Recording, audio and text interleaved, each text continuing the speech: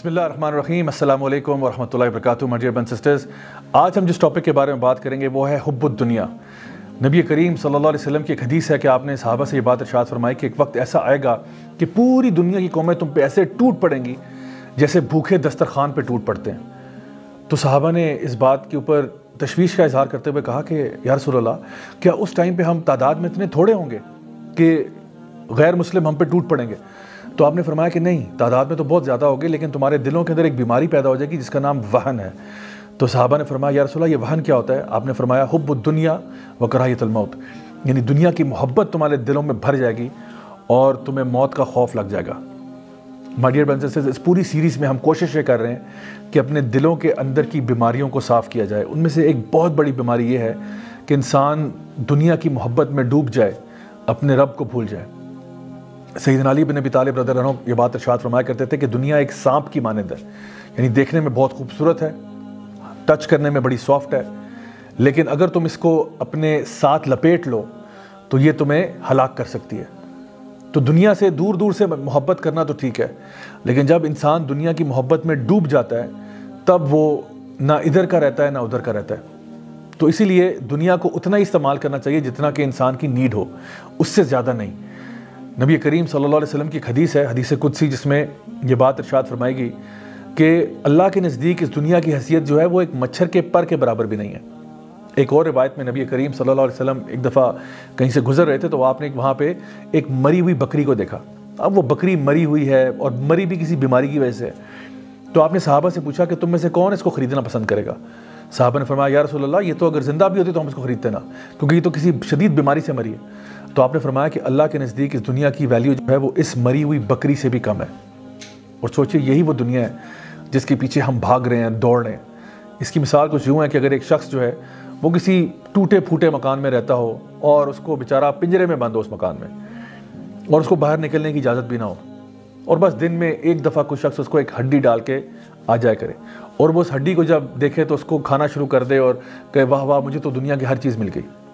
اور دوسری طرف ایک باغ ایسا ہو جہاں پہ زبردست قسم کا لان ہے اور وہاں پہ طرح طرح کے کھانے مل رہے ہیں اور وہاں پہ لوگ ہنسی مذاق کر رہے ہیں اور ایک انجوائمنٹ کا سما ہے اور جوائے رائڈز ہیں اور ڈفرینٹ خوبصورت چیزیں جس کی طرف لوگ اٹریکٹ ہوتے ہیں وہ ہیں۔ اب یہ شخص جو ہے اس کو اگر تھوڑی دیر کے لیے یہ منظر دکھا دیا جائے تو یہ بیچارہ شاید شرم سے مر جائے کہ میں تو کس کوٹری میں رہتا تھا، پنجرے میں بند تھا، ہڈی ملتی تھی دن میں، اور یہ لوگ جو ہیں اس خوبصورت باغ میں کیا کچھ کر رہے ہیں۔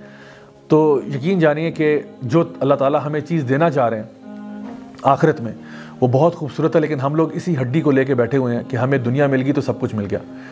اللہ سبحانہ تعالیٰ قرآن مجید میں ارشاد فرماتے ہیں بل تؤثرون الحیات الدنیا والآخرۃ خیر وابقیٰ، کہ نہیں پھر بھی تم دنیا کو پسند کرتے ہو، حالانکہ آخرت جو ہے وہ بہتر بھی ہے اور زیادہ دیر پا بھی ہے۔ یعنی کہ کسی بھی چیز کے اچھے ہونے میں نا دو ہی کوالٹیز ہوتی ہیں، یا تو کوئی چیز کوالٹی میں بہتر ہوگی یا کوئی چیز کوانٹٹی میں بہتر ہوگی۔ مثلاً کہ کبھی ایسا ہوتا ہے کہ ہم کوئی چیز لینا چاہتے ہیں لیکن ہمیں کوانٹٹی زیادہ چاہیے ہوتی ہے۔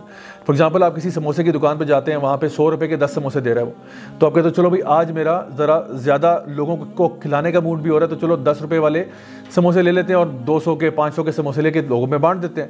لیکن کبھی کبھار ایسا ہوتا ہے کہ آپ اپنے بہن بھائیوں میں سے کسی کے ساتھ یا ہسبینڈ وائف کسی کے ساتھ جانا چاہتے ہیں اور آپ کہتے ہیں بھائی آج ذرا بارش کا موسم ہے، موڈ بن رہا ہے، تو آج وہ نا ایک اسپیشل سموسہ ملتا ہے 50 روپے والا ہوتا ہے، آج وہ لینے کا موڈ ہو رہا ہے۔ تو کبھی کبھار آپ کوالٹی کو پریفر کرتے ہو، کبھی کبھار آپ کوانٹٹی کو پریفر کرتے ہو۔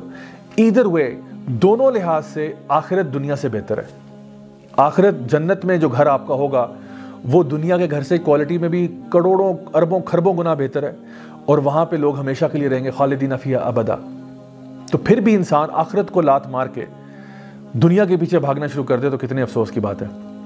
اللہ تعالیٰ سورہ البقرہ کے اندر یہ بات ارشاد فرماتے ہیں کہ کچھ لوگ ہوتے ہیں وہ اپنے دین کو بیچ ڈالتے ہیں یا اپنی آخرت کو بیچ ڈالتے ہیں کچھ دنیاوی فائدے کے پیچھے۔ تو یہ کام ایک مومن کو کم از کم سوٹ نہیں کرتا کہ وہ اس قسم کا رویہ رکھے۔ ویسٹرن مائنڈ سیٹ میں اگر آپ دیکھیں تو وہ بات کرتے ہیں کمپیریٹیو کیپٹلزم کی، eat your competition for breakfast and so on, اس قسم کی بکس انہوں نے لکھی ہوئی ہیں کہ how to dominate others and so on, یعنی کیوں کہ ہم لوگ ایک کمپٹیشن کے اندر ہیں، ایک دوسرے سے کمپٹیشن کیوں لگ رہا ہے؟ دنیا کے پیچھے۔ اللہ تعالیٰ فرماتے ہیں الہاکم التکاثر حتی زرتم المقابر، یہ جو کمپٹیشن ہے تمہارا یہ لگا رہے گا حتیٰ کہ تم قبر میں نہ اتر جاؤ۔ نبی کریم صلی اللہ علیہ وسلم کی حدیث ہے، آپ نے فرمایا کہ اگر ابن آدم کو ایک سونے کا پہاڑ دیا جائے تو وہ دوسرے کی بھی تمنا کرے گا، اور کوئی چیز اس کا پیٹ نہیں بھر سکتی سوائے قبر کی مٹی کے۔ یہ جو انسان کے اندر ایک گریڈ پیدا ہوتا ہے نا دنیا کے پیچھے، یہ کبھی ختم نہیں ہو سکتا سوائے کہ جب انسان قبر میں جائے گا تو قبر کی مٹی انسان کا پیٹ بھرے گی۔ مائی ڈیئر برادرز اینڈ سسٹرز، پھر ایسا کیوں ہے کہ ہم لوگ دوسروں کے ساتھ کمپٹیشن کرتے ہیں دنیاوی فائدوں کے پیچھے؟ کس کی گاڑی اچھی ہے، اس کی اچھی ہے، میری بھی ہونی چاہیے، اس نے نیا جوڑا لیا میں نے بھی لینا ہے، فلاں نے موبائل فون لیا میں نے اس سے بہتر لینا ہے۔ یہ کمپٹیشن جو ہے نا یہ صحیح نہیں ہے۔ اگر آپ نے کمپٹیشن کرنا ہی ہے تو آخرت کے لیے کریں، اللہ تعالیٰ کی سے مغفرت کے لیے کمپٹیشن کریں۔ یہ کیا بات ہوئی کہ انسان چھوٹے چھوٹے دنیاوی فائدے کے پیچھے لوگوں کے ساتھ کمپٹیشن میں لگ جائے؟ ویسے بھی یہ بات جان لیں کہ آپ کا جو رزق ہے وہ لکھا ہوا ہے۔ نبی کریم صلی اللہ علیہ وسلم کی حدیث میں یہ بات آتی ہے کہ جب ایک بچہ ماں کے پیٹ میں ہوتا ہے تو فرشتہ آ کر اس کے رزق کا حساب کتاب کر جاتا ہے، کب اس کی وفات ہوگی، کیا اس کا رزق ہوگا۔ حتیٰ کہ ایک اور روایت میں یہ بات ارشاد فرمائے گی کہ انسان کو موت اس وقت تک نہیں آئے گی جب تک اس کو اس کے حصے کا رزق نہ مل جائے۔ ایک انسان جو ہے وہ اس کا رزق اسی طرح سے اس کا پیچھا کرے گا جیسے موت اس کا پیچھا کرتی ہے۔ کلو نفس ذائقۃ الموت، جیسے موت ہر انسان کو آنی ہی ہے، اسی طرح سے آپ کے حصے کا رزق آپ کو مل کر رہے گا۔ آپ نے صرف اتنی بس کوشش کرنی ہے کہ آپ کوئی حق حلال کا راستہ ڈھونڈ لیں اس رزق تک پہنچنے کے لیے، حرام نہ کریں، حلال طریقہ اختیار کر لیں اس رزق تک پہنچنے کے لیے، تو آپ کو مل جائے گا۔ تو جو چیز آپ کو ملنی ہی ملنی ہے اس کے پیچھے لوگ جو ہے وہ پریشان بیٹھے ہوئے ہیں، اور جو چیز آخرت کی ہے کہ آپ کا ٹھکانہ کہاں ہوگا اس کے بارے میں لوگ بے پرواہ ہیں۔ دنیا سے محبت کے بہت سارے سائیڈ ایفیکٹس ہیں، بہت سارے ایسے ایشوز ہیں جو ہماری لائف میں آتے ہیں، ان میں سے کچھ جو بدترین ایفیکٹس ہیں وہ یہ ہیں کہ دل سخت ہو جاتا ہے۔ جو انسان دنیا کی محبت میں پڑ جاتا ہے نا اس کا دل سخت ہو جاتا ہے، پتھر دل ہو جاتا ہے، اور علماء بیان کرتے ہیں کہ کبھی بھی اس کا اچھا انجام نہیں ہو سکتا۔ جو انسان دنیا کی محبت میں ڈوب چکا ہو اس کا انجام کبھی اچھا نہیں ہوتا، اور آخرت میں تو ویسے ہی اس کا مقام چلا جاتا ہے، کیونکہ اس کا سارا فوکس، ساری اٹینشن صرف دنیا کی تگ و دور، محنت اور مشقت اس طرف تھی۔